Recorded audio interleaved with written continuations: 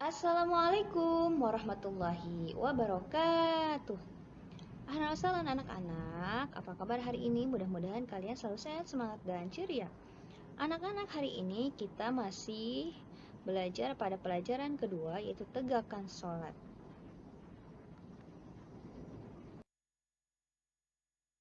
Kita akan belajar mengetahui rukun sholat. Untuk itu marilah kita awali pembelajaran fikih hari ini dengan membaca basmalah.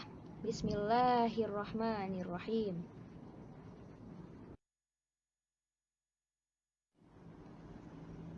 Tentu kalian tahu ya gambar tersebut. Di sini ada sebuah keluarga sedang melaksanakan sholat. Sholat itu merupakan tiangnya agama, dan sholat itu merupakan amal ibadah yang paling pertama dihisab ketika kita sudah berada di akhirat.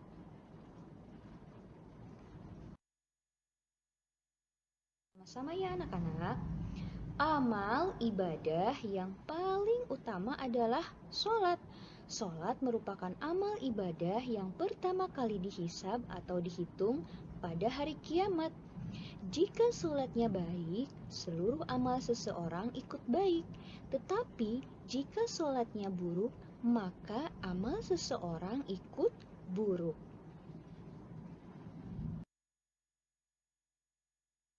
Sholat juga dapat menghapus dosa seseorang. Orang yang mengerjakan sholat bagaikan orang yang mandi di sungai yang jernih. Jika kita melakukan sholat sehari semalam 5 kali, seperti kita sehari mandi 5 kali, badan kita akan bersih dan sehat.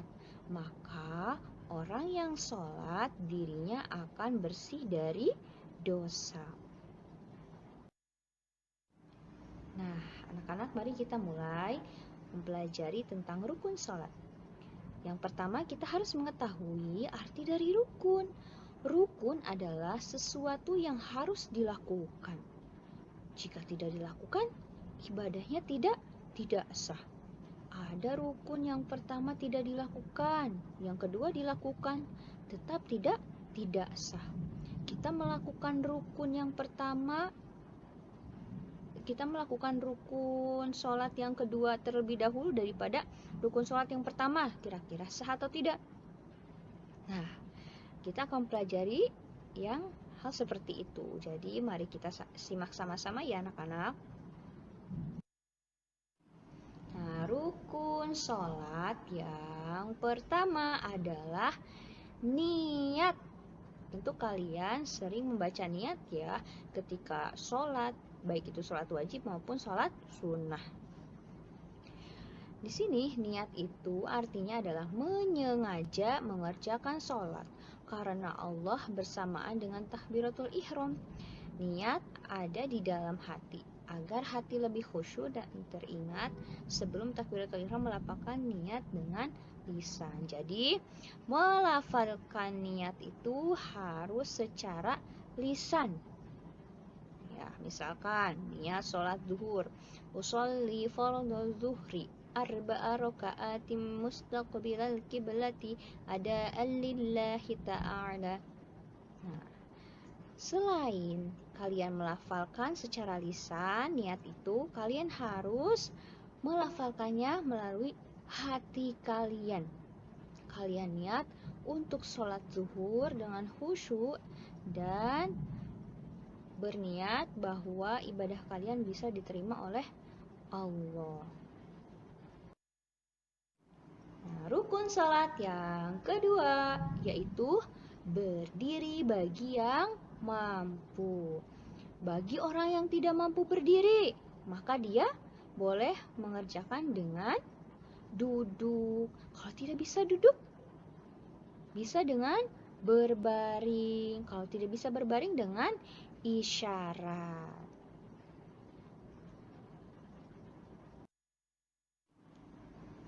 Lalu rukun sholat yang ketiga yaitu takbiratul ihram, yaitu mengucapkan Allahu Akbar. Ya, mengucapkan lafaz Allahu Akbar setelah niat. di awal sholat sambil mengangkat tangan. Allahu Akbar. Nah, kalian mengangkat tangan sambil mengucapkan takbir, lalu di dalam hati kalian berniat untuk sholat. Rukun sholat yang keempat yaitu membaca surah Al-Fatihah. Nah, Al-Fatihah itu merupakan rukun sholat yang dibaca pada setiap rokaat, pasti dibaca. Jika sholatnya rokaatnya ada 4, berarti membaca surat Al-Fatihahnya sebanyak 4. Jika 3 kali atau 3 rokaat, berarti membaca Al-Fatihahnya sebanyak 3 kali.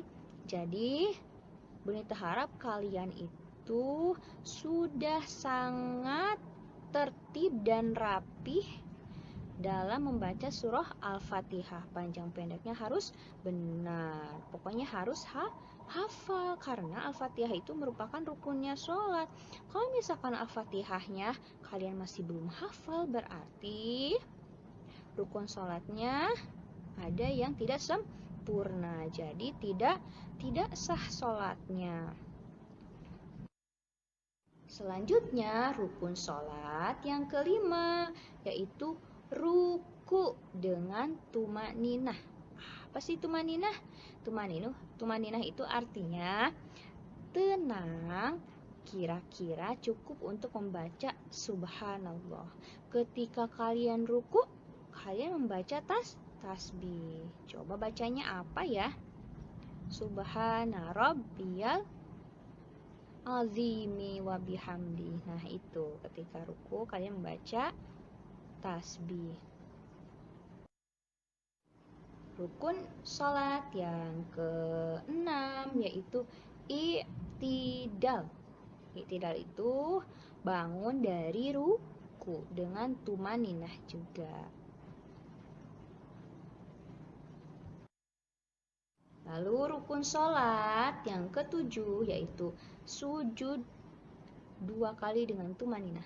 Sujud pertama, lalu duduk antara 2 sujud, lalu sujud lagi.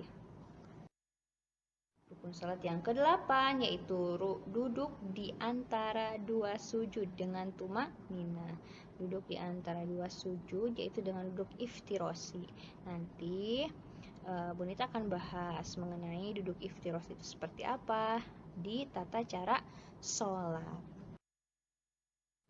Rukun sholat yang ke-9 yaitu duduk at-tahiyat atau tasyahud akhir.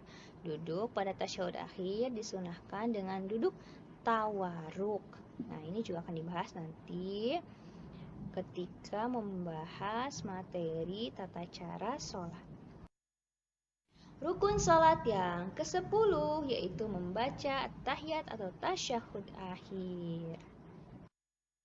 Rukun sholat yang ke-11 yaitu membaca sholawat atas Nabi pada tahiyat akhir. Rukun sholat yang ke-12 adalah mengucapkan salam yang pertama. Kok yang pertama Bunita, yang keduanya? Nah, yang pertama itu rukun.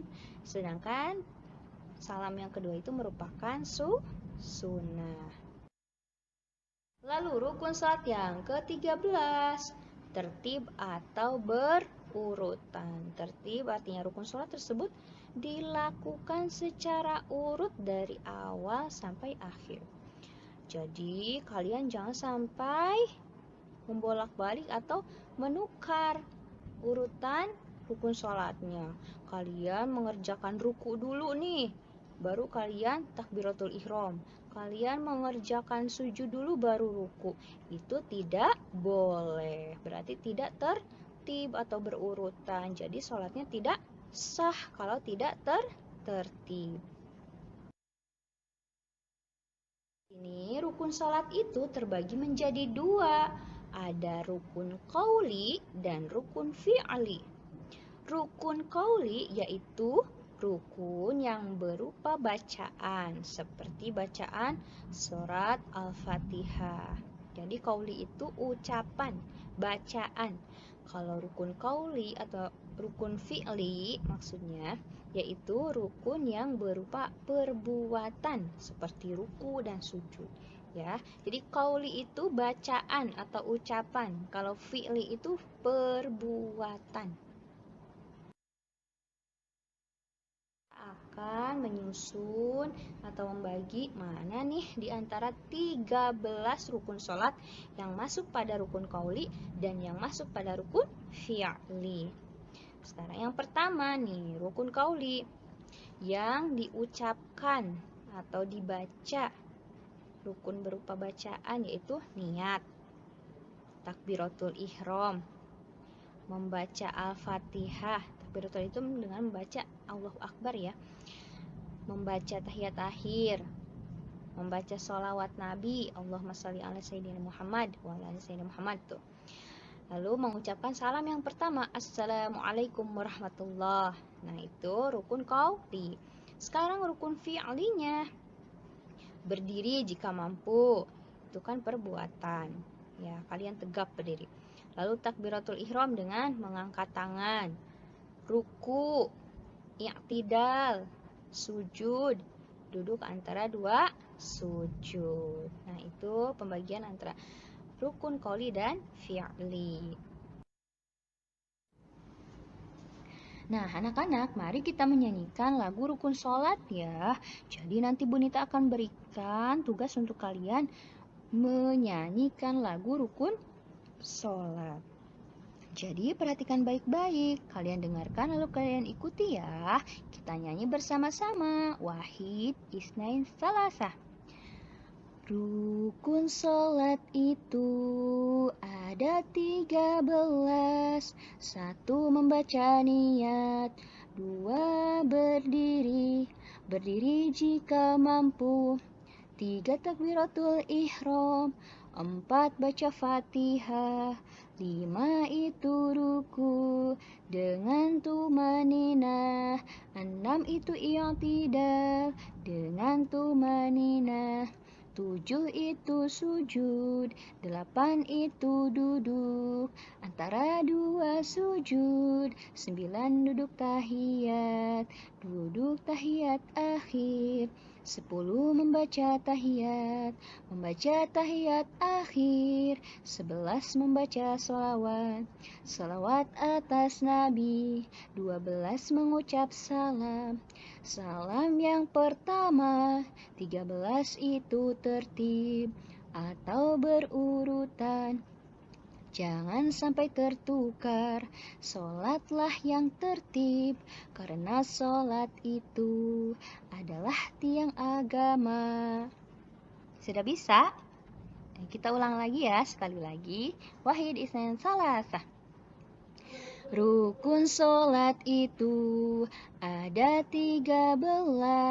1 membaca niat, 2 berdiri, berdiri jika mampu, 3 takbiratul ihram, 4 baca Fatihah, 5 itu ruku dengan tumaninah, 6 itu i'tidal dengan tumaninah, 7 itu sujud, 8 itu duduk antara dua sujud, 9 duduk tahiyat akhir, 10 membaca tahiyat akhir, 11 membaca salawat atas Nabi, 12 mengucap salam yang pertama, 13 itu tertib atau berurutan.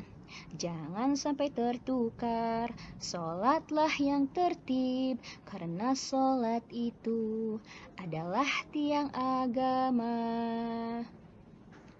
Nah, mungkin cukup sekian materi pembelajaran hari ini.